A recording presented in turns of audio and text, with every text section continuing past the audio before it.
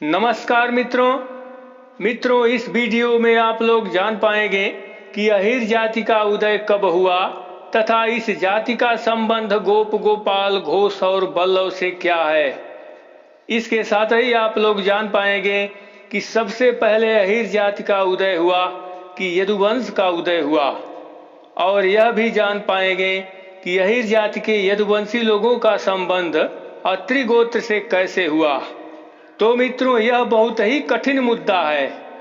कठिन इसलिए है कि इसके सारे प्रमाण और साक्ष्य व्याकरण पर आधारित हैं, जिसको सुमंत कुमार यादव ने अपनी गोप आभीर यादव पुस्तक में अध्याय 5 को स्थापित कर बहुत ही सरल तरीके से समझाने का प्रयास किए हैं।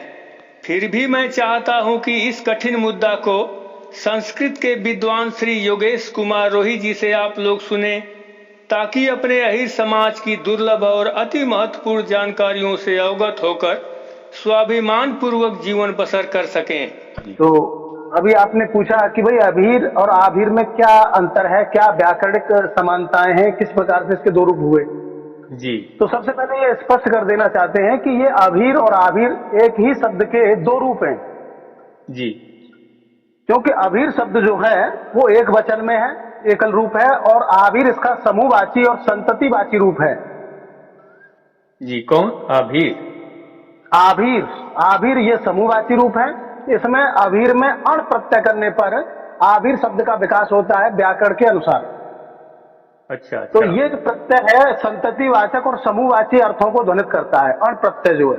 तो अभीर में अण प्रत्यय करने पर आभीर बन जाता है जी। जैसे में कोई उदाहरण जैसे में कोई उदाहरण बताइए, जैसे समूह उदाहरण के रूप में। हाँ, जैसे देखिए, मान लीजिए ऋग्वेद में या दूसरे ग्रंथों में सबसे पहले अभीरु शब्द का प्रयोग होता है, तो वो एक वैदिक संदर्भ है। उसका मतलब वही होता है जो लौकिक संदर्भों में अभीर का है।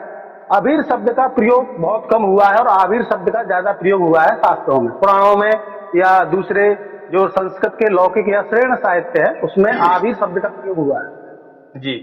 अभीर शब्द को तो केवल वाचस्पत्यम शब्दकोश में तारानाथ वाचस्पत्यम ने अपने संदर्भों में उद्धृत किया है, तो उन्होंने कोई संदर्भ नहीं दिया इसका। यद्यपि व्युत्पत्ति उन्होंने दर्शा दी है कि अभिमुखी ईर्यति गा, अभिमुखी ईर्यति गा इति अभीर, अर्थात जो गायों को चारों तरफ से मतलब उनको संरक्षित करता है या घेरता है वह अभीर है। तो ये वृत्ति यानी व्यवसाय, इसके आधार पर उन्होंने अभीर शब्द की व्युत्पत्ति कर डाली, क्योंकि गायों से संबंधित दर्शा करके उन्होंने इस शब्द की व्युत्पत्ति की। अच्छा। कि वो गायों को घेरते हैं इसलिए वो अभीर हैं। तो ये उनकी एक अनुमानिक व्युत्पत्ति थी। यद्यपि इसमें एक भाव उनका सही था कि वो गायों से संबंधित कर रहे हैं अहीरों को, जो कि उनका मतलब व्यवसाय रहा है परंपरागत रूप से, तो ये तो सही था। परंतु अमर सिंह जो इससे पहले हुए हैं, कालिदास के समकालिक हैं, विक्रमादित्य के नवरत्नों में एक हैं और उनका समय प्राचीनतम है। उन्होंने आभीर शब्द का जो व्युत्पत्ति दर्शाई है वो प्रवृत्ति के आधार पर, यानी इनकी जो प्रवृत्ति यानी इनका जो एटीट्यूड होता है जाति का, तो ये बहुत ही वीर होते हैं।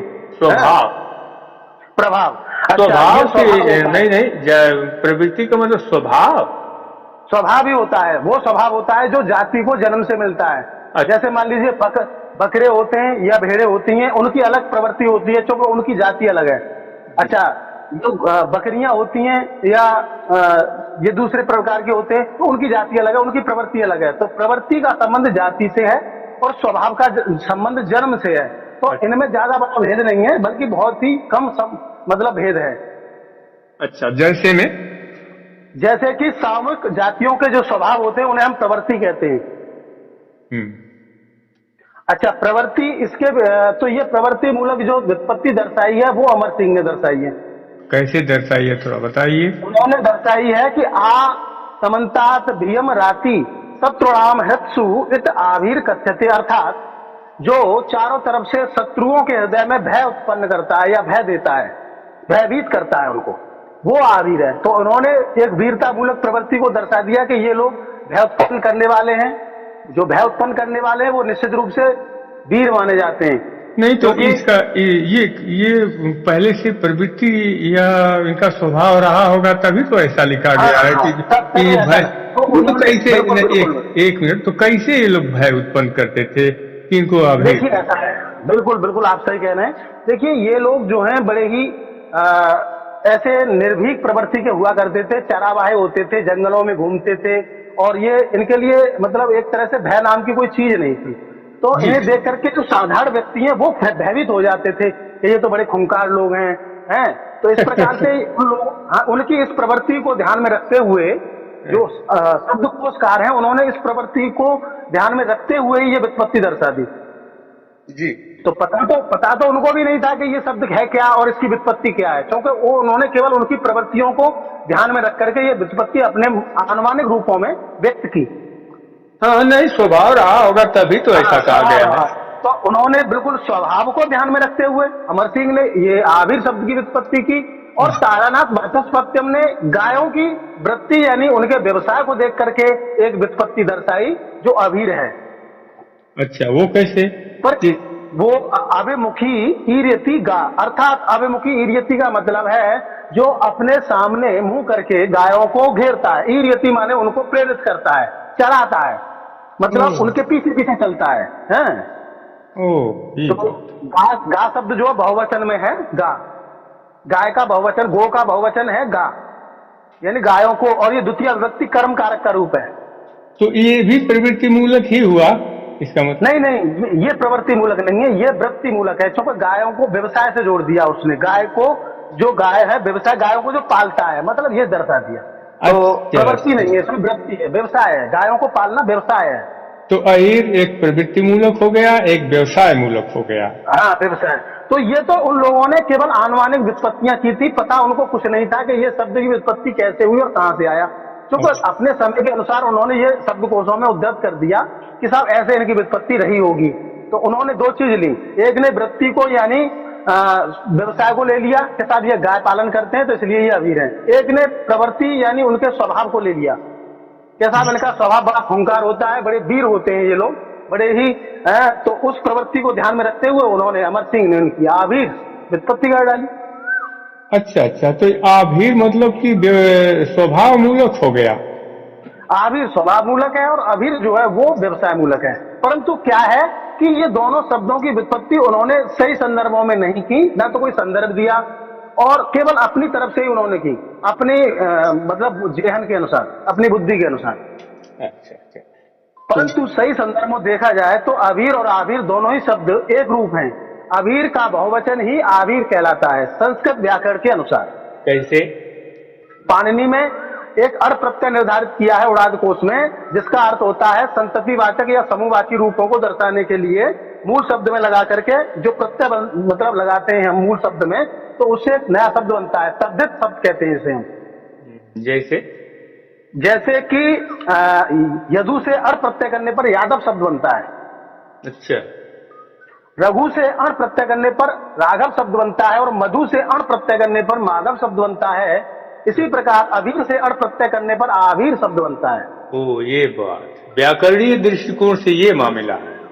हाँ, व्याकरणीय दृष्टिकोण से भी ये समानता है, और ये ऐसा है व्याकरणाचार्यों ने जो इसके प्रत्यय निर्धारित किए गए हैं उनके अनुसार शब्दों की व्युत्पत्ति हुई है, उपसर्ग, प्रत्यय और मूल रूप, जिसे हम प्रकृति कहते हैं। तो ये तीनों मिलकर के ही शब्द का निर्माण करते हैं। तो इसका मतलब आभीर और अभीर मतलब ये कई शब्द हैं, सब एक ही शब्द है। जैसे कि आपने वैदिक संदर्भों में एक शब्द सुना होगा कि दास और दस्यु, यद्यपि भाषा वैज्ञानिक और व्याकरणाचार्य यही कहते हैं कि ये दास और दस्यु दोनों ही शब्द एक थे पहले, कालांतर में इसके दो रूप हो गए, तो दो रूपों में ही शब्दकोशकारों ने स्वीकार कर लिया। तो भाषा परिवर्तनशील होती है और उसी के अनुसार उनके रूप निर्धारित किए जाते हैं। भाषा परिवर्तनशील है और उसके अनुसार उसके रूप निर्धारित किए जाते हैं, ये उसका व्याकरण है। परंतु भाषा विज्ञान उसकी गहराइयों में चली जाती है और उसके एक रूप को दर्शाती है। जी। तो ये फिर आप एक वचन ये अभीर और आभीर के विषय में, हाँ बताइए। एक वचन और बहुवचन हो गया, और कुछ बताइए। एक वचन और बहुवचन, हाँ जी। प्रत्यय के हिसाब से भी हो गया है, प्रत्यय के हिसाब से है, हाँ। और ये बता दीजिए अहिर शब्द का विकास वैदिक और लौकिक संस्कृति के हिसाब से थोड़ा सा इसका डिस्क्रिप्शन कर दीजिए। हाँ, ये बहुत आवश्यक है।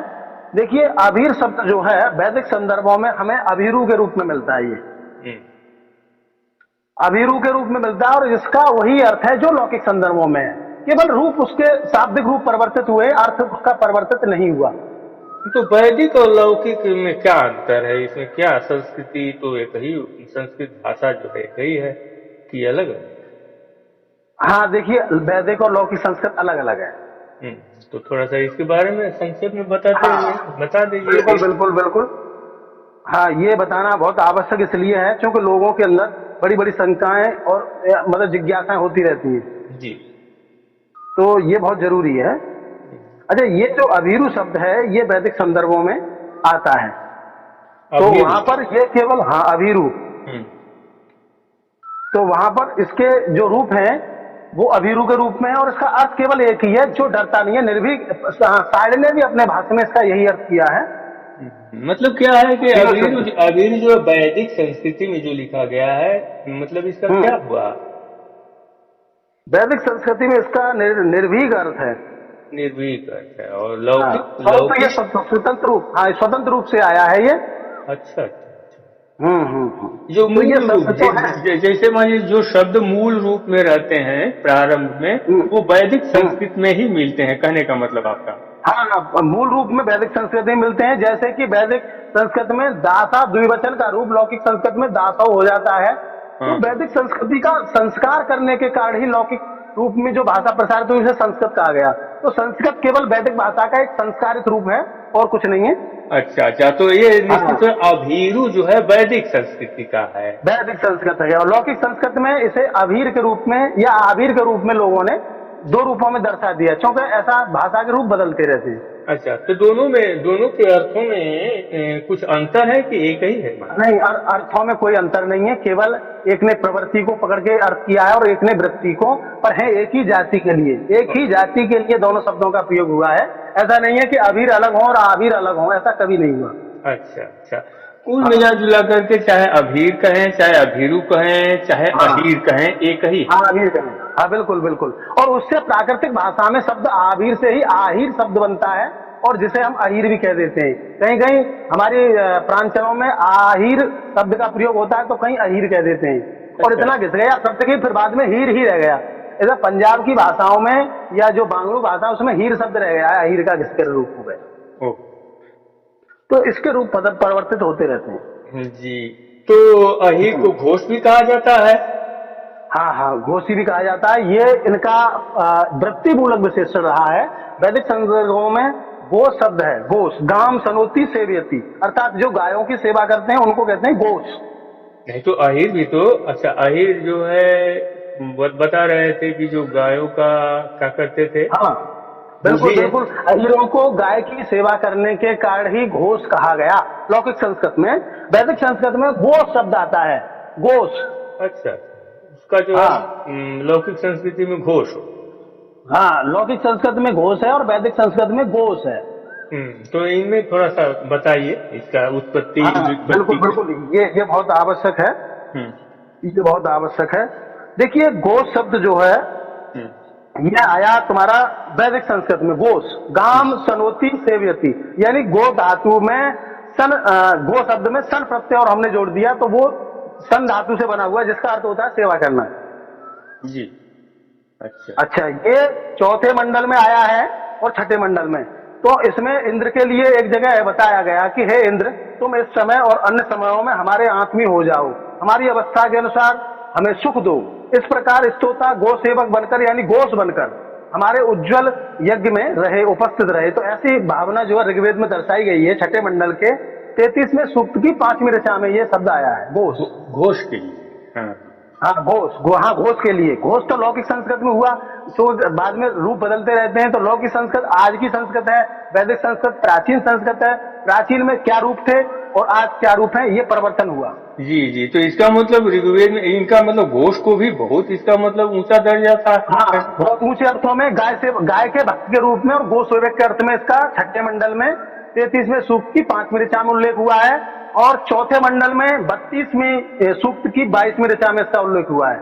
और भी बहुत सी जगह इसका उल्लेख हुआ है, परंतु ये संदर्भ हमने आपको केवल इसलिए दिए ताकि कोई आदमी संदर्भ इनका जो संज्ञान में ले, तो ये संदर्भ ऋग्वेद में है, ये सब ऐसा बताने के लिए। हाँ, अच्छा अच्छा, तो अहिर और घोष मतलब एक ही?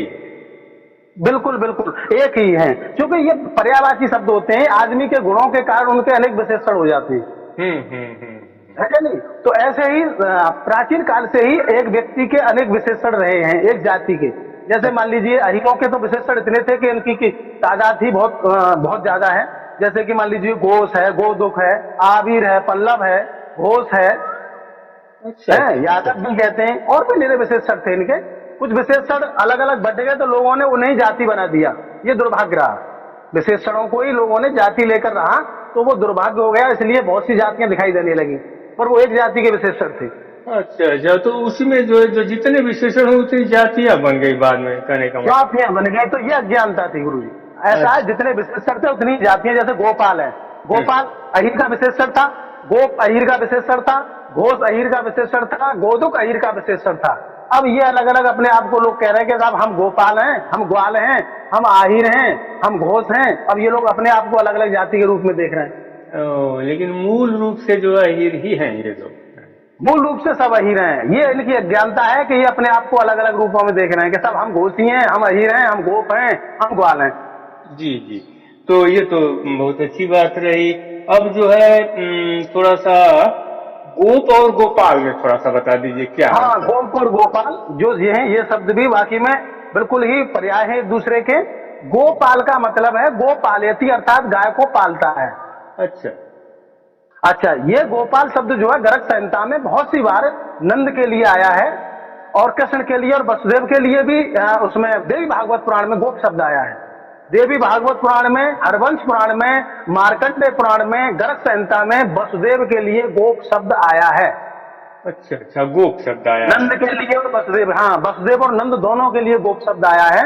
गोपाल शब्द जो है गर्ग संहिता में बहुत आयत से नंद बाबा के लिए आया है। अच्छा अच्छा अच्छा, तो गोप तो और गोप गोपाल का मतलब भी, हाँ, गोप और गोपाल एक ही शब्द है। गाय को पालने वाला, यानी गोपाति रक्षति इत गोप, और गोपालयति रक्षति इत गोपाल, यानी गाय को पालने वाला गोपाल है और गाय को पालने वाला भी गोपाल है। पाति माने रक्षा करता है, गोप शब्द बन गया उससे, यानी गाय को पालने वाला। कालांतर में हुआ ये गुरु जी की गुप एक स्वतंत्र धातु बनकर रह गई, जिसका मतलब होता है रक्षा करना। जी जी जी, तो हाँ, तो ये व्यवसाय मूलक हो गएगा। हाँ, ये व्यवसाय मूलक है, ये व्यवसाय मूलक है, जैसे क्योंकि ये लोग व्यवसाय करते थे। जैसे आभीर व्यवसाय मूलक हो गया, वहाँ वहीं पर ये गोपाल व्यवसाय मूलक हो गया है ना? हाँ, आभीर और गोपाल और गोप ये व्यवसाय मूलक रहे, और आभीर प्रवृत्ति मूलक रहा। आभीर, अच्छा अच्छा अच्छा, तो हाँ, ये तो क्लियर हो गया। और हाँ, इसका ये मतलब क्लियर हो गया। इसका मतलब कि अहीर, घोष, गोप, गोपाल जितने ये सब हैं, बल्लव रह जाता है, तो हाँ, मतलब इतने रह बल्लभ गए। शब्द जो है, बिल्कुल बिल्कुल, बल्लभ शब्द जो है ये भी अहीरों का ही विशेषण रहा है, क्योंकि वो बहुत ही मंडलाकार रूप में रहते थे, बल्लभित रूप में रहते थे, और बड़े प्रिय थे। तो इनके बल्लभ और पल्लव दो रूप मिल जाते हैं हमें, दोनों ही रूपों को स्वीकार किया गया, पर हमें बल्लभ रूप ज्यादा मिलता है। तो जैसे कि कृष्ण को और नंद बाबा को भी, और माता जो देवकी हैं और उनके जो रोहिणी थी, उनके लिए भी बल्लभी शब्द आया है। ये बड़ी सौभाग्य की बात रही कि यादवों के लिए भी, जो कहते हैं कि सब यादव और गोप अलग होते हैं, ऐसा कुछ नहीं था, बल्कि यादवों के लिए ही बल्लभी शब्द आया है। अच्छा अच्छा, इसका मतलब क्या होता है बल्लभ, मतलब माने? बल्लभ का, वैसे देखिए, बल्लभ शब्द जो है ये लौकिक संस्कृत में हमें मिलता है, वैदिक संस्कृत में तो इसके रूप हमें दिखाई नहीं देते। और ये बल्लवन क्रिया जो होती है, यानी चारों तरफ से मंडलाकार रूप में ये लोग नृत्य करते थे। मंडलाकार का मतलब क्या हुआ? मतलब समूह में? मंडलाकार होता है, हाँ, बल्लभ कहते हैं, यानी जो गोलाकार होता है। जैसे इनका एक हल्ली से नृत्य होता था, उस नृत्य को करने के कारण ही इन सभी जातियों को, आभीर जाति को बल्लभ नाम से भी संबोधित किया गया। अच्छा, इनकी मतलब संस्कृति के हिसाब से कोई स्पेशल नृत्य रहा होगा, कहने का मतलब? हाँ, इनका नृत्य था, जिसे कालांतर में लोगों ने रासलीला के नाम से अवहित किया। वो पहले हल्लीसन नृत्य था, जो कि गोपों का, अहीरों का एक परंपरागत और एक वंशानुगत नृत्य था, जो कि बहुत प्राचीन काल से ये लोग अपने सांस्कृतिक कार्यक्रमों में करते चले आते थे।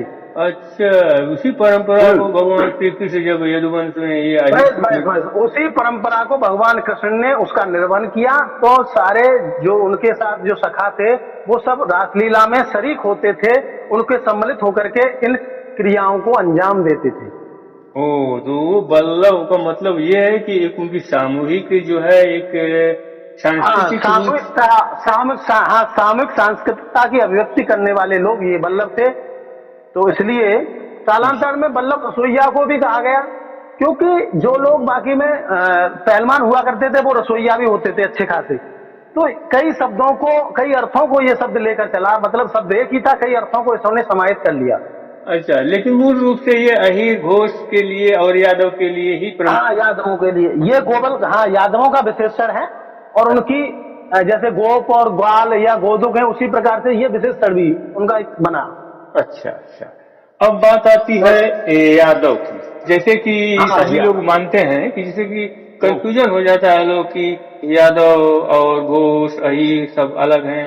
इस पर हम आपसे जानना चाहेंगे कि इसकी उत्पत्ति कैसे इन सबों से संबंधित है और इसकी उत्पत्ति कहाँ से हुई, इनके साथ ही कैसे हुई, थोड़ा देखिए ऐसा है, यादव एक वंश मूलक उपाधि है। अच्छा अच्छा, वंश, जाति और कुल, ये तीनों चीज अलग अलग हैं। अभी लोग इसके बारे में बहुत कम जानकारी रखते हैं। तो अहीर एक जाति है, सबसे प्राचीनतम जाति है, सतयुग से इसका उल्लेख है। क्योंकि पुराने ग्रंथों में, पुराने पुराणों में जब ये अहीर जाति का उल्लेख सतयुग में भी हुआ है, इसके लिए पद्म पुराण है, स्कंद पुराण है, नारायणी लक्ष्मी नारायण संहिता और एक नांदी उपपुराण है। इन चारों ग्रंथों में अहीर जाति को सबसे प्राचीनतम दर्शाया सतयुग में। अच्छा, पुराण वेद में भी अहीर का मिलता है? हाँ, वेद में ऐसा है, वेद में गोपाल शब्द है, गोप शब्द है। तो ये सब आए हैं, पर वेदों की ऋचाएं जो है वो क्रमबद्ध नहीं है, बल्कि अपने आप में स्वतंत्र ऋचाएं हैं। वो उनका कोई कथानक नहीं है, तो उन्हें मुक्तक कह सकते हैं आप। मुक्तक का मतलब एक ही ऋचा में पूरी बात को कह दिया जाए, उसके लिए आगे कोई भाव सामने नहीं है, ना कोई भाव बंद है। अच्छा, तो फिर आगे बढ़िए।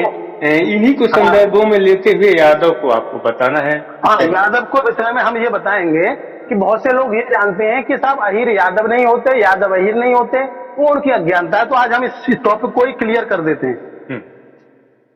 तो हमारा सबसे बड़ी बात तो यह है कि हमें यह जानना चाहिए कि अहीर जो है वो एक जाति है, न कि वो वंश है। वंश नहीं है, बल्कि एक जाति है, और जातियां प्रवृत्ति से संबंधित होती हैं। एक मिनट हम रोकना चाहेंगे, एक मिनट रोकना चाहेंगे यहीं पे कि अहीर जो है जाति मूलक है और यादव वंश मूलक है। तो इसका मतलब कि इसमें कौन पहले आया? जाति पहले आई होगी। हाँ, जाति पहले आई है, जाति पहले आई होगी, इसके बाद वंश बना होगा। वंश आया है, और वंश में होते हैं कुल यानी खानदान कहते हैं हम। अच्छा, वंश के बाद कुल आया होगा, तो ठीक कुल आया, कुल को। हाँ, तो ठीक है, अब बताइए। को हमें बताना है। ठीक बताइए। तो देखिए, अहीर जाति का जो उल्लेख हुआ है, सबसे पहले हमें पौराणिक संदर्भों में पद्म पुराण में मिलता है, षष्ठी खंड में। षष्ठी खंड अध्याय 12 से लेकर और 18 तक पूरे यदुवंश का वर्णन है। पूरे यदुवंश का उसमें वर्णन है। तो 16, 17 और 18वें अध्याय में, यानी विशेषतः 17वें अध्याय में माता गायत्री जो वेदों के अधिष्ठात्री देवी है, उसकी अहीर जाति में उत्पत्ति दर्शाई गई है। उस समय वर्ण भी साथ नहीं थे, कम थे वर्ण, क्योंकि जातियां वर्ण संकर तो थी नहीं, वर्ण थे पर वर्ण संकर जातियां नहीं थी, जैसे कि आजकल वर्ण संकर जातियां बहुत हैं। तो उस समय सभी लोग ब्राह्मण थे या एक ही जाति के थे, ऐसा मान सकते हैं। क्योंकि सतयुग के प्रारंभ में मूल रूप रहा है, सृष्टि का मूल रूप रहा है। तो उस समय अहीर जाति थी। अहीर जाति का उल्लेख स्पष्ट रूप से पद्म पुराण में हुआ है। अच्छा। तो वहां पर उसी जाति में विष्णु अपने आप को, गोपों को आश्वस्त करते हुए कहते हैं कि मैं आपके ही कुल में जन्म लूंगा, यानी आपकी जाति के कुल में और वंश में। तो कुल तो उनका वृषणी कुल था। अच्छा, कौन सा हो गया क्या तू? हाँ, अच्छा। कृष्ण का जो कुल है वो वृषणी था, तो उन्होंने कुल की बात कही थी, न कि जाति की और वंश की बात। क्योंकि जो जानते थे कि जातियों में वंश होते हैं और वंश में कुल होते हैं, तो उन्होंने कहा कि अहीर जाति के लोगों से कि मैं आपके ही कुल में जन्म लूंगा, यानी आप जाति के लोग हैं, आपका वंश होगा, फिर उसमें कुल होगा, तो मैं उसमें जन्म लूंगा। और ये बात द्वापर युग में होगी, जब नंद आदि का जन्म अवतरण होगा, उसी समय मेरा भी अवतरण होगा। तो ये अहीर जाति के लोगों को आश्वासन दिया था भगवान विष्णु ने उस समय। तो और इसी का समर्थन ब्रह्मा जी ने भी किया, गायत्री माता ने, जो स्वयं ही भगवान विष्णु ने, जिन्हें अपनी एक कन्या के रूप में ब्रह्मा जी के साथ जिनका विवाह कराया था, दत्ता के रूप में, जैसे कन्यादान करने वाले विष्णु थे, तो उन्होंने गायत्री को ब्रह्मा जी के सानिध्य में पाणी ग्रहण संस्कार कराया। अच्छा अच्छा, मतलब तो विष्णु, हाँ अच्छा, विष्णु का संबंध जो है, हाँ इसमें यादव से कैसे आप जोड़ना है? हाँ, मैं ये बता रहा हूँ, यही एक बहुत बड़ी समस्या है, यहीं पर एक पेच है। देखिए ऐसा है, अगर देखा जाए तो अहीर जाति में अत्रि हुए। अच्छा। अत्रि के बाद भाई इन जितने भी सप्तऋषि हैं, वैसे तो सप्तऋषियों में अत्रि को अलग गिना गया है, वो तो मानस पुत्र थे ब्रह्मा के, मैथिली सृष्टि से तो उनका कोई संबंध है ही नहीं। परंतु कुछ लोग कह देते हैं कि साहब हमारा अत्रि गोत्र है, बहुत से अहीर लोग कहते हैं, यादव लोग भी कहते हैं। तो ये गोत्र वाली धारणा जो है, अभी तक हम लोग भी जानते हैं कि अत्रि गोत्र यादवों का है, परंतु हाँ लोग ये नहीं जान पाए कि अत्रि गोत्र क्यों है। देखिए अत्रि गोत्र बाकी में नहीं है, ये निश्चित कर दिया गया केवल इसलिए क्योंकि अत्रि के प्रति माता गायत्री का थोड़ा सा आशीर्वाद और था, क्योंकि वो उस समय भी थे, जैसे कि ब्रह्मा जी का और गायत्री का जो पाणी ग्रहण संस्कार हुआ था, तो वहां प्लस अत्रि सभी लोग उसके रूप में थे, होता के रूप में थे, कोई उद्गाता के रूप में था, तो उस यज्ञ में वो लोग उस समय थे, तभी उन्होंने माता कहकर संबोधित किया उनको, और कहा कि तुम्हारे ही आधार पर इस यादव कुल का और इस अहीर जाति का उद्धार आगे होगा। है। तो उस समय जब अहीर जाति थी तब नहुस भी नहीं थे, याति भी नहीं थे, पुररवा भी नहीं थे, तब उन्होंने श्राप दिया था एक सावित्री ने सची को कि तुम्हारा नहुस अधिग्रहण करेगा, तो माता गायत्री ने उसका निवारण किया था उस समय। नहीं तो अब तो मान लीजिए, ठीक ठीक आगे बोलिए, फिर हम पूछे। नहीं ऐसा है, इस लोगों को इस टॉपिक को समझने में थोड़ा संघर्ष ये करना पड़ेगा कि उन्हें भी मूल कथा की तरफ जानना है, और जो धारणा बनाए हुए हैं कि साहब हम अत्रि गोत्र के हैं, तो उस गोत्र को ये समझना है कि वो अत्रि गोत्र के हम क्यों हैं। हाँ तो बताएंगे तब तो। हाँ तो मान लीजिए, आपके कहने का मतलब है ये कि उस समय अहीर शब्द की चर्चा, अहीर जाति की चर्चा हो रही थी, जब उस समय यादव शब्द नहीं था। हाँ यादव शब्द नहीं था उस समय। हाँ उस समय यादव शब्द नहीं था, और अत्रि जो है उस समय आए थे उनके गोत्र की भी चर्चा नहीं की आपके अत्रि गोत्र के, लेकिन फिर भी अहीर शब्द बिल्कुल यही है, अहीर शब्द जो है बहुत पहले का है, तो पहले का। तो बोलिए। गोत्र का संबंध पुरोहित से भी होता है, जैसे कोई किसी के पुरोहित होता है तो उस पुरोहित के आधार पर गोत्र का निर्धारण हो जाता है। जैसे भरद्वाज, बहुत सारे आपको जाट मिलेंगे, भरद्वाज मिलेंगे, गुर्जर भी मिल जाएंगे, क्या वो ब्राह्मण थे? नहीं थे, उनके गुरु थे भरद्वाज, पुरोहित थे, इसलिए। अच्छा, अत्रि ऋषि ने अभी आहिर जाति का कुल गुरु होने का उत्तरदायित्व निर्वहन किया, आगे कालांतर में इसी में यदुवंश का मतलब प्रादुर्भाव हुआ। अच्छा अच्छा, इसलिए उनको अत्रि गोत्र के लोग कहते हैं। लेकिन सुनिए सर, वो अत्रि के से पहले ही जो है अहीर पैदा थे, इसका मतलब अहीर पैदा है, और अत्रि ने ही इस परंपरा को आगे बढ़ाया था। अच्छा अच्छा, अहीर जाति से पुरोहित वही बने थे, उसके अत्रि के फिर चंद्रमा, इस प्रकार से आगे चंद्रवंश के रूप में वंश चला, तो फिर यदुवंश भी उसी में हुआ, ययाति भी, अच्छा नहुस भी, आयुष भी, पुररवा भी, ये जितने भी थे इसमें जो यादव जाति से पूर्व के हैं, जो राजा महाराजा हैं, ये सब अहीर श्रेणी के अंतर्गत हैं। तो ये जाति थी। ये कैसे, जैसे मान लीजिए जितने भी पुररवा और जितने भी आप जिनका नाम लिए हैं। अब देखिए ऐसा, इसका तो निर्धारण आपको इसलिए करना पड़ेगा क्योंकि जब शास्त्रों में ये चीज लिखी हुई है कि अहीर जाति बहुत पहले थी, और यदुवंश तो यदु के आधार पर हुआ। हाँ, ये तो मानना पड़ेगा, यदुवंश तो बाद में बना। हाँ, एक चीज माननी पड़ेगी आपको कि जब सावित्री ने श्राप दिया था शची को और इंद्र को, तो गायत्री ने उनका निवारण कर दिया था तत्काल अपने प्रभाव से, और उन्होंने फिर आश्वासन दिया था कि तुम्हारी, जैसे वो उसमें कालांतर में आपने देखा होगा कि जो राजा नहुस थे वो सर्व सर्व कहते हुए गिर जाते हैं, और युधिष्ठिर उसका उद्धार करते हैं, और कृष्ण वहां पर उपस्थित होते हैं। तो वो यदुवंश का जो बाद में जो है अवधारणा हुई है, तो यदुवंश की तो बहुत बाद में हुई है, उससे पहले अहीर जाति में, तो अहीर जाति में यदुवंश हुआ है, उसी में ययाति हुए हैं, उसी में नहुस, पुररवा, ये सारी धारणाएं चली है। परंतु यदु ने इस परंपरा को बहुत आगे बढ़ाया और इसका पालन सही तरह से किया, क्योंकि यदु को गोप कहा गया है। यदु को गोप कहा गया है, इसलिए यदु ने अहिर जाति का उद्धार किया और उसी लिए सारे यादवों को अहिर जाति के अंतर्गत माना जाता है और अहिर ही यादव होते हैं। ये धारणा यहाँ से प्रबल हुई। ये बात है। और अन्य और लोगों इसके लिए अन्य अब इसके लोगों लिए ने जो है इस धारणा को जो है कम किया और यदु ने इसको ज्यादा किया, इसलिए उनको अहिर। बिल्कुल बिल्कुल। इससे एक स्पष्टीकरण ये होता है कि जो अहिर है वही यादव हो सकते हैं और जो अहिर नहीं है वो यादव हो ही नहीं सकता है, क्योंकि अहिर से ही यादव है, न कि यादव से अहिर। ऐसी बात ऐसी बात है, परंतु अभी इस पर विवेचनाएं बहुत कम हुई हैं। ये नया टॉपिक इसलिए आया क्योंकि जब लोगों को जानकारी होती है तो उस पर गवेषणाएं भी होती हैं, अनुसंधान भी होते हैं, तथ्य सामने तब आते हैं। अभी हमें इसी टॉपिक को क्लियर भी हमने कर दिया है, ये हमारा केवल ब्लॉगर पर है और हमें चाहते हैं कि ये तथ्य जो है सबके सामने आए और लोग इसका समाधान पाएं। बहुत अच्छा। और अच्छा, एक चीज और है, अभी देखिए एक चीज बता रहा हूँ, ये तो हमने भारतीय संदर्भों में बताया। यादव और अहिर जाति का उल्लेख पाश्चात्य संस्कृतियों में भी हुआ है और इसी संदर्भों में हुआ है। अच्छा। मैंने हिब्रू बाइबल के जेनेसिस खंड में ययाति को अबीर रूप में देखा है वहां पर। तो ययाति को वहां जैकब, हाकिम, याकूब पर अनेक नामांतरणों से संबोधित किया गया है जो यहूद के पिता हैं।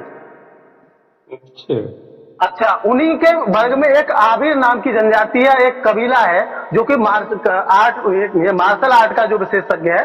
तो कुछ इतिहासकार जोड़ते हैं कि साहब अहिर जो है वो ईसाई हैं या यहूदी हैं अपने आप को। तो ये उन लोगों की धारणा इसीलिए जन्म लेती है ताकि वो लोग सही तरह से नहीं जान पाते, पर उन्हें ऐसा लगता है कि ये तो समानता है, इस जाति में भी मिल रही है और यहाँ पर भी है। तो ये अधूरा ज्ञान है, अभी इस पर बहुत विस्तृत विवेचना होना अपेक्षित है। अच्छा अच्छा, नहीं वो दूसरा कोई रहे होगी। मान लीजिए कि विश्व में बहुत सी जातियां हैं जो एक स्वभाव और एक मिल सकती है, उस आधार पर थोड़ा कहा जा सकता है कि ये गुरुजी। और एक चीज बहुत स्पष्ट तरीके से, वैसे अभी तो मैं आपको संवाद के रूप में नहीं स्पष्ट कर पाऊंगा क्योंकि मैंने ब्लॉगर पर लिखा है और उसका समाधान जो है उसी के रूप में सामने आएगा। क्योंकि अहिर को ईश्वरीय सत्ता के रूप में परिभाषित किया गया है बहुत सी प्राचीन संस्कृतियों में। अच्छा, आप देख रहे हो भारतीय संस्कृति में जितने भी देवी देवता अवतरित होते हैं वो अहिर जाति में ही अवतरित होते हैं। हाँ यार, ये भी नहीं समझ में आता कि गायत्री हो, देखिए चाहे वो गायत्री हो, दुर्गा हो, राधा हो या विंध्यावासिनी हो या कृष्ण हो, बलराम हो या विष्णु हो, सारे देवी देवता जो है इस जाति में अवतरित होते हैं। और ये केवल भारतीय अवधारणा है, परंतु पाश्चात्य संस्कृतियों में जब हम देखते हैं, जैसे कि ज्यादातर यहूदी संस्कृति में, तो वहां भी देवी देवता अवतरित होते हैं यहूदियों में। अच्छा अच्छा, हमने अपने आप को यहूदियों से नहीं जोड़ा, भले ही हम नहीं जोड़ रहे, पर इतिहासकार इस बात को कहते हैं तो ये उनकी एक अवधारणा है। हम भी मानते हैं चार्ज को, पर हम भारतीय संदर्भों को ही लेकर चलना है, अभी हमें नहीं इधर उधर घूमना। बात सही है, लेकिन हाँ ये भी देखा गया है कि यहूदियों में जो है देवता जो भी जन्म लेते हैं यहूदियों में ही लेते हैं और इधर, अच्छा देखिए, और इधर जो है अहिर में लेते हैं, यादवों में जन्म लेते हैं। ये एक बहुत बड़ी समानता है। और वहां पर क्या है कि ईसा मसीह के जो गुरु हैं, जो फरिश्ता हैं, एंजीलस हैं। अच्छा, यहाँ पर कृष्ण के गुरु आंगीरस हैं। आंगीरस और एंजीलस एक ही शब्द है।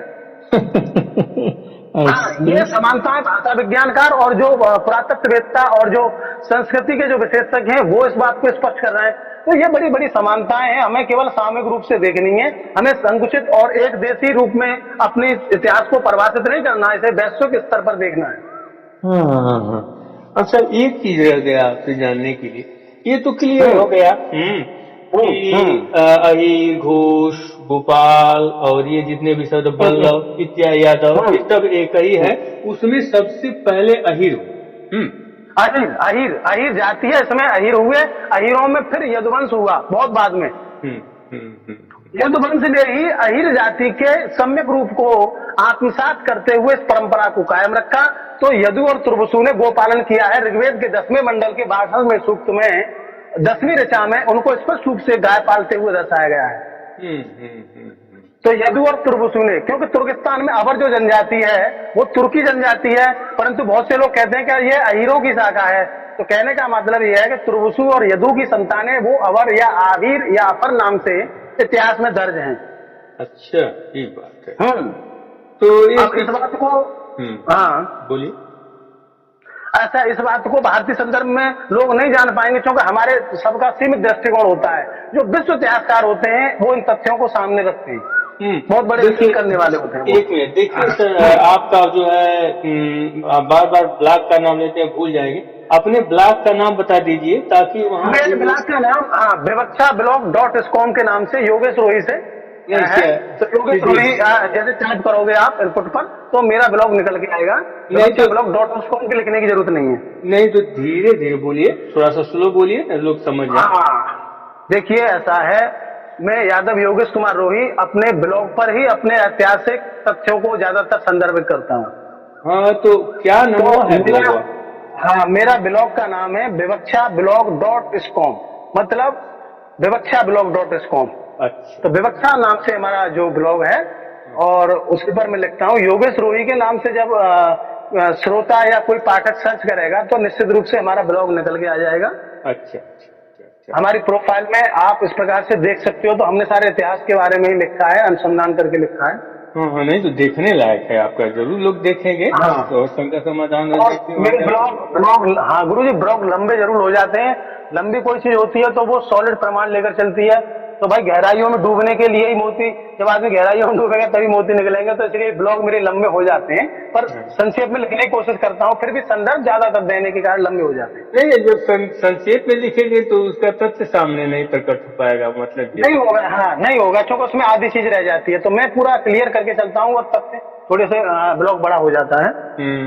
अब एक चीज और बता दीजिए, अहिर, घोष, गोपाल, वल्लभ, ये क्षत्रिय के संबंध में कुछ लोगों को ये बहुत अच्छी बात है आपकी, बहुत अच्छी बात है, अच्छा प्रश्न है।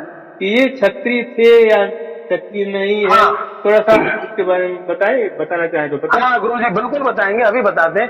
देखिए ऐसा है, क्षत्रिय शब्द जो है वो प्रवृत्ति मूलक है, यानी क्षरणार त्रायते अर्थात विनाश से जो रक्षा करता है वो क्षत्रिय है।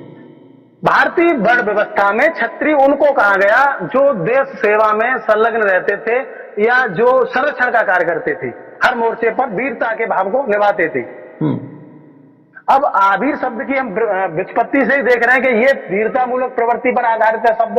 तो इनके लिए किसी सर्टिफिकेट या प्रमाण पत्र की आवश्यकता नहीं है कि ये क्षत्रिय। क्षत्रिय तो इनके खून में और इनकी एटीट्यूड में क्षत्रियपन समाहित है।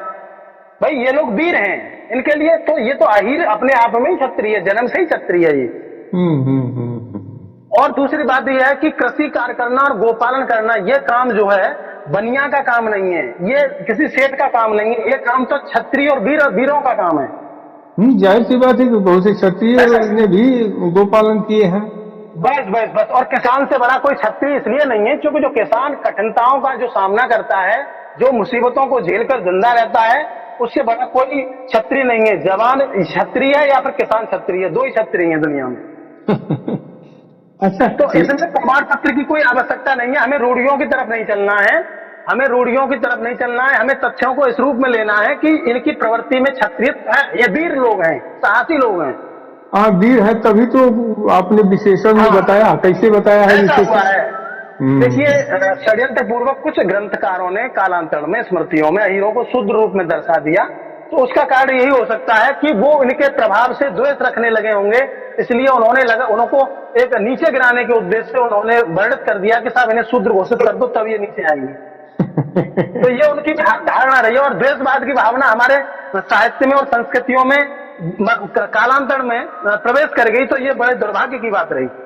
अच्छा, तो मान लीजिए कि आप ऐसे मतलब कहीं प्रमाण भी मिलता है का कुछ क्षत्रिय लिखा हो? हाँ देखिए ऐसा है, प्रमाण तो क्षत्रियों की आप देखिए, प्रमाण सबसे बड़ा तो यही निकलेगा कि अहीर लोग जहां भी रहेंगे वहां पर स्वर्ग होगा। ये तो पद्म पुराण में भी और स्कंद पुराण में भी आप देख रहे हो। अहीरों के विषय में यह भी कहा गया कि अहीर जाति ही मतलब पूरे संसार का कल्याण करेगी। ये कहाँ लिखा गया? अरे ये पद्म पुराण में वही तो लिखा है, जब गायत्री कहती है कि इस जाति में मतलब ये मेरी जाति है, इसका मेरा आशीर्वाद जो हमेशा इसके साथ बना रहेगा। पद्म पुराण और स्कंद पुराण और लक्ष्मी नारायण संहिता में ये लिखा है। लक्ष्मी नारायण संहिता एक ऐसा ग्रंथ है जिसे अभी बहुत कम लोग जान पाते हैं, वो संस्कृत में ही है केवल, उसमें भी गायत्री का उल्लेख हुआ है, माता गायत्री का उल्लेख हुआ है और उनके प्रभावों का उल्लेख हुआ है। तो इन तथ्यों को भी हम सामने लाएंगे ब्लॉग के माध्यम से। अभी संवाद में इतनी चीजें स्पष्ट रूप से नहीं किसी के सामने पेश की जा सकती हैं, सारी चीजों को हम लाएंगे, जो हमने कही है वो सारी चीजें हमें लानी है। ठीक है, और कुछ करना चाहेंगे? हाँ गुरुजी, बस यही कहना चाहता हूँ कि जो यादव, आबिर और जो गोप होते हैं, ये तीनों ही शब्द हमारी वृत्ति, प्रवृत्ति और वंशमूलक उपाधियों को ध्वनित करते हैं, हमारी विशेषताओं को बताते हैं। हम ये तीनों ही शब्द एक जाति के लिए हैं। जी जी। तो इसमें कोई मतभेद नहीं होना चाहिए, आधुनिक समय में कोई मतभेद नहीं होना चाहिए कि साहब ये ग्वाल हैं, ये ढिढोर हैं, ये घोष हैं, ये आबिर हैं। ऐसा कुछ नहीं, ये मूर्खता की निशानी है ऐसा अगर हम करते हैं। हाँ, सब लोग वही है। तो मैं सबको यही कहना चाहूंगा कि हमें अपने इतिहास को सम्यक रूप से जानना है, अपने स्वाभिमान को जगाना है। जी जी। और इन्हीं शब्दों के साथ, हाँ, और इसकी जो सुमंत कुमार जी जो किताब लिखे हैं, बहुत सारे तथ्यों हाँ, ये चीज है। हमारे गुरुजी ने एक किताब जो लिखी है, गोपावीर यादव, निश्चित रूप से किताब अपने आप में अद्वितीय है और मतलब एक सामयिक किताब है, और उस किताब के आधार पर भी हम अपने इतिहास को जान सकते हैं। जी जी, तो बहुत बड़ी। तो उस किताब के बारे में, उस किताब को तो आपके यहाँ पहुंची गई होगी, तो आपने, सुनिए, आपने भी उस किताब में बहुत बड़ा सहयोग किया है और बहुत सारे नहीं, गुरुजी के सानिध्य में हम हैं। संयोग तो देखिए इसमें क्या होता है, मिशन में न तो कोई बड़ा होता है न छोटा, और ये संयोग सबका होता है। इसमें हमारा नहीं है, बल्कि जितने भी हमारे यादव समाज के लोग हैं जो प्रश्न करते हैं, निश्चित रूप से उन सबका संयोग है, क्योंकि जब प्रश्न ही नहीं होगा तो उत्तर कौन ढूंढेगा। बात सही है। तो सबसे बड़ा संयोग है। तो इस किताब के बारे में थोड़ा सा आप पढ़े होंगे, तो उसकी कुछ विशेषताएं बताइए ताकि लोग समझ सकें। किताब गोपावीर यादव बहुत ही अद्भुत और अद्वितीय किताब है। मैं समझता हूँ कि युगांतकारी किताब है, जो जिस किताब को पढ़ने पर हमारा जो हीन भावना है वो समाप्त होकर के स्वाभिमान जागृत होगा, और हम अपने समाज और जाति और राष्ट्र के लिए बहुत कुछ योगदान करेंगे, ऐसी भावना जागृत होगी इस किताब को पढ़ने से। किताब अपने आप में तथ्यों पर आधारित है, इसके तथ्य बड़े एक्यूरेट हैं, बड़े ही शास्त्रीय संदर्भ है इसमें, और इसके मतलब ये किताब शोधात्मक किताब है गुरुजी। ज्यादा मैं इसके बारे में क्या कहूंगा कि ये एक शोध है, शोध ग्रंथ है ये। इसमें कुछ प्रिंटिंग गलतियां हो जाने से हम किताब की महत्ता को कम नहीं कर सकते हैं, तो प्रिंटिंग गलतियां हो जाती हैं, वो तो सुधारा जाएगा बाद में। तो उसमें सुधार हो जाएगा। किताब बहुत ही तथ्यात्मक है, बहुत अद्भुत किताब है, क्रांतिकारी किताब है हमारे समाज के लिए, पूरे राष्ट्र के लिए और इतिहासकारों के लिए भी। कभी कहीं कहीं किताब में जो है आपका बारे में लिखा गया है कि इसके बारे में विशेष जानकारी लेना हो तो योगेश कुमार जी से आपका मोबाइल नंबर भी दिया गया है। तो बिल्कुल आपने सही कहा है। तो इस किताब पे जो कुछ शंकाएं बन जाती हैं, पाठकगण जब पढ़ते हैं तो कुछ शंकाएं मन में आ जाती हैं। जी जी, तो उसका समाधान उसके समाधान के लिए गुरुजी ने मुझे निर्देशित किया है कि इसमें अपना मतलब मैं नंबर दे रहा हूँ, मेरा 8077-160-219 ये स्थायी नंबर है। जी जी, बहुत बहुत धन्यवाद। और हम अपने चैनल के माध्यम से लोगों को आगाह भी करना चाहते हैं या कुछ सुझाव देना चाहते हैं कि योगेश कुमार रोही जी के ब्लॉग को भी लोग देखें। इसी के साथ हम जो है योगेश कुमार जी को बहुत बहुत धन्यवाद देते हैं, और हम आशा करते हैं कि योगेश कुमार जी जहां भी रहे भगवान की छत्र छाया में उनको सुखपूर्वक जीवन व्यतीत करें। धन्यवाद, फिर मिलेंगे। धन्यवाद, जय श्री राधे कृष्ण। तो मित्रों, गोपावीर यादव के आपसी संबंधों वाला यह प्रसंग कैसा लगा अवश्य बताइएगा। फिर मिलेंगे दूसरे वीडियो के साथ, तब तक के लिए नमस्कार।